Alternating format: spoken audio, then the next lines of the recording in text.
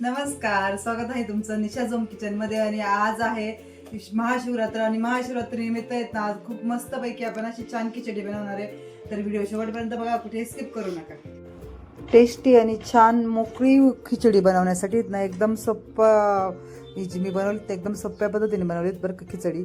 तर व्हिडिओ शेवटपर्यंत बघा, कुठे स्किप करू नका. तर बघा किती छान मस्तपैकी अशी एकदम टेस्टी खिचडी बनवून तयार आहे. इथं काय केलं तर मी आणि माझे मिस्टर आम्ही दोघं पण बनवत होतो बरं का. तर त्यांनी ना बटाटे छान असे एकदम धुवून घेतले, साल वगैरे काढले नाही आणि सालासहितच आहेत ना असे छान बटाटे कापून घेतले बारीक बारीक बरं का. तर ह्या प्रकारे आहेत ना आपल्याला हे सगळे बटाटे कापून घ्यायचे आणि एका वाटीमध्ये घालून घ्यायचे. आणि इथं काय करायचं, एक कढई ठेवायची. आता कढई ठेवली आणि ना ह्या बटाट्यामध्ये ना पाणी घालून घेतलं आणि ते ना छान चोळून धुत होते. आता मी पाणी घातलं आणि ते ना छान चोळून असे एकदम पूर्ण हाताने ना असे हे करून धुवून काढत होते ते. कारण की आपण ना आधी पण म्हणजे कापायच्या आधी पण बटाटे धुवून घेतले होते आणि परत नंतर कापल्यानंतर पण धुवून घेतलेत. आणि इथे ना आम्ही दोघं पण ना बरोबरच खिचडी बनवत होतो. आज महाशिवरात्री आणि महाशिवरात्रीसाठीच ना आम्ही खिचडी बनवत होतो इथं. तर मी बनवत होते आधी, तर ते काय बोललेत की चल मी पण बनवतो म्हणे. मग आम्ही दोघं पण ना इथं खिचडी बनवत होतो. आणि एक कढई ठेवली, कढईमध्ये ना आपल्याला तेल घालायचे. तेल पण ना आपल्याला म्हणजे थोडंसं घालायचं, एकदम जास्त तेल घालायचं नाही, क्वांटिटीप्रमाणे आपल्याला इथं तेल घ्यायचं आहे. आणि हे तेल आहेत ना मी सनफ्लावर यूज करत असते उपासाच्या वस्तूंसाठी. म्हणजे उपासाचे जे पण पदार्थ आपण बनवतो ना त्यासाठी ना मी सनफ्लावर तेल यूज करत असते. मला शेंगदाण्याचं तेल आवडत नाही, त्याने ना ठसका होतो, खोकला येतो आणि थोडंसं खोट लागतं, त्याच्यामुळे ना ते मला आवडत नाही त्याचं. म्हणून आम्ही ना सनफ्लावरचंच तेल यूज करत असतो. आता इथे ना छान बटाट्याचे धुवून घेतले त्यांनी आणि इथनं कढईमध्ये घातले. कढईमध्ये घालून ना छान आपल्याला असे परतून पण घ्यायचे व्यवस्थित. तर मध्ये मध्ये ना मी त्यांना मदत करत होते परत थोड्या थोड्या छोट्या छोट्या गोष्टींमध्ये. आणि ते ना बनवत होते, कधी ते बनवत होते कधी मी बनवत होते, असं आमचं दोघांचं मिळून चाललं होतं. तर छान मस्तपैकी ना इथं मी असे तेलामध्ये घालून घेतलं आणि तेलामध्ये घातल्यानंतर ना हे व्यवस्थित आपल्याला असं परतून घ्यायचे. व्यवस्थित ना चमच्याने वगैरे पॅचुल्याच्या साह्याने व्यवस्थित मिक्स करून घ्यायचे. म्हणजे ना तेल सगळ्याला लागलं ना तरी ते असं कढईला चिपकत वगैरे नाही त्याच्यासाठी. आणि छान असं मिक्स करून घेतलं आणि त्यांनी नंतर काय केलं, त्याच्यावरती झाकण ठेवून दिलं. झाकण ठेवल्यानंतर ना थोड्या वेळाने आपल्याला बघायचं तोपर्यंत ना त्यांनी एक मिक्सरचं भांडं घेतलं आणि इथनं शेंगदाणे घेतले होते पाहिजे तेवढे आणि हिरव्या मिरच्या घेतल्या. आणि शेंगदाणे हिरव्या मिरच्या थोडीशी कोथिंबीर आहेत ना त्यांनी डायरेक्ट दळूनच घेतली याच्यामध्ये. कारण त्यांना ना ह्याच प्रकारे खिचडी आवडते बरं का, म्हणून ते असे करत असतात. आणि ते मला सांगत होते की थांब आज मी पण खिचडी बनवतो, असं म्हणून आम्ही दोघं जण इथं बनवायला सुरुवात केली होती. आता इथं मी काय केलं, एक लिंबू पण कापून घेतलं, कारण लिंबाने तर खूपच छान मस्तपैकी भन्नाट टेस्ट लागते बरं का. आणि इथं आहेत ना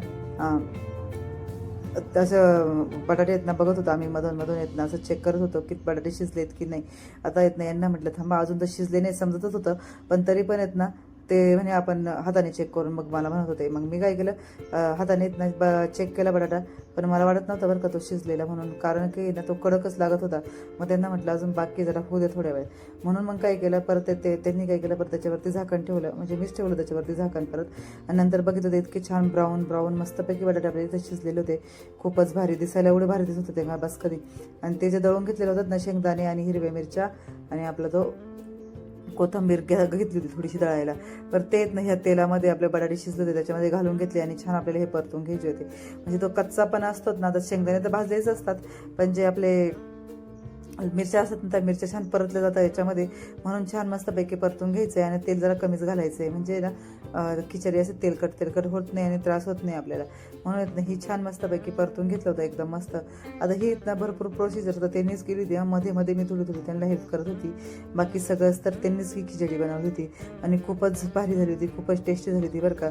तुम्हाला हा व्हिडिओ थोडा जरी आवडला असेल ना, थोडंसं जरी तुम्हाला ही रेसिपी माझी जर आवडली असेल तर तुमच्या मित्रपरिजनांना बंधू भगिनींना तुम्ही शेअर करा आणि मला सपोर्ट करा. तरी बघा किती छान मस्तपैकी ना. तर ते इथं तेल थोडंसं कमी वाटत होतं म्हणून थोडंसं वरतून घालून घेतलं तेल. आणि इथनं मी काय केलं, लगेच जो आपण साबुदाणा भिजवून घेतलेला होता ना रात्रभर, तो साबुदाणा याच्यामध्ये घालून घेतला. आपल्याला अशी मोकळी जर खिचडी पाहिजे असली तर साबुदाणा रात्रीच भिजत घालायचा असतो. आणि छान मिक्स करून घेतलं आम्ही, छान असं व्यवस्थित परतून घेत होतो. बघू शकता किती छान अशी मस्तपैकी इथं खिचडी आपली इथं अशी दिसतेत ना, एकच नंबर, खूपच भारी बरं का. आणि येत ना व्यवस्थित परतून घेतली ही. आणि त्याच्यावरती ना मी चवीपुरतं थोडंसं मीठ घालून घेतलं, क्वांटिटीनुसार तुम्ही मीठ घालून घ्यायचं आहे. आता खिचडी तर बरेच पैकी सगळ्यांनाच येते, पण काही काहींची खिचडी अजिबात पण अशी मोकळी सुटसुटीत होत नाही. अशी जी आपल्याला मोकळी पाहिजे असते ना, जी मऊसर अशी नरम खिचडी पाहिजे असते ती होत नाही. कोणाची चिकटच होते तर कोणाची कशीच होते. तर हे या प्रकारे जर केलीत ना खूपच छान मस्त खिचडी बनवता येते बघा किती छान. मस्तपैकी खिचडी इथं बनवून तयार झालेली आहे. तर हे बघा ह्या प्रकारे आहेत ना, नक्की तुम्ही खिचडी करून बघा कशी झाली तर मला कमेंटमध्ये नक्की सांगा. खूपच भारी मस्तपैकी आणि त्यातल्या त्यात आम्ही दोघांनी एकत्र बनवली म्हटल्यावर क्या बात आहे. इतकी भारी छान टेस्ट बनवून इथं तयार झाली आहेत ना, खूपच मस्त. तर हे बघा इथे आहेत ना, मी प्लेटमध्ये काढून घेत होती खिचडी. खूपच भारी, वाव, एकच नंबर. आणि टेस्ट तर एवढी भारी होतीत ना, खूपच छान. नक्की करून बघा बरं का. एकदम मस्त मोकळी आणि खूप टेस्टी, खूप चविष्ट खिचडी इथं बनवून तयार होते. त्याच्याबरोबर वरतीच ना मी थोड्याशा हिरव्या मिरच्या पण तळून घेतल्या. ते बघा साईडला दिसत आहेत त्या, खूपच भारी. आणि खिचडी असली, खिचडीबरोबर जर हिरव्या मिरच्या असल्या ना तर क्या बात आहे, वाव. अशा प्रकारे ना खूपच छान मस्त खिचडी बनवून तयार.